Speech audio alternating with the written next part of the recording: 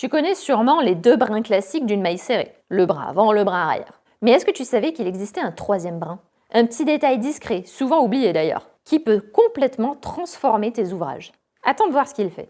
On l'appelle la troisième boucle, ou parfois la bosse, la crête, la barre horizontale inférieure. Bref, un nom un peu mystérieux pour un effet vraiment magique pour le coup. C'est ce brin qui va te permettre de créer ce qu'on appelle le camel crochet ou le savvy single crochet, ça dépend les sources. Résultat, les deux boucles supérieures restent visibles à la surface du travail et forment une petite chaînette en relief, un effet texturé. Et le principe est tout simple. Tu ne crochettes plus dans les deux boucles du haut, mais juste en dessous, dans cette fameuse troisième boucle. Et le résultat? Les deux boucles supérieures restent visibles à la surface du travail et forment une petite chaînette en relief. Un effet texturé, doux, légèrement côtelé, parfait pour les cols, les bonnets et même les couvertures. Et pourtant, ce point est souvent oublié dans les livres de crochet. Ce n'est pas une technique avancée, c'est juste une manière différente de regarder la maille. Parce que comprendre cette troisième boucle, c'est mieux comprendre la structure du crochet tout entier. Alors comment la repérer? On crochette un premier rang de mailles serrées et on observe le dos du travail. Sous les deux boucles du haut, tu verras un tout petit trait horizontal. C'est lui, le troisième brin. On insère son crochet par-dessous,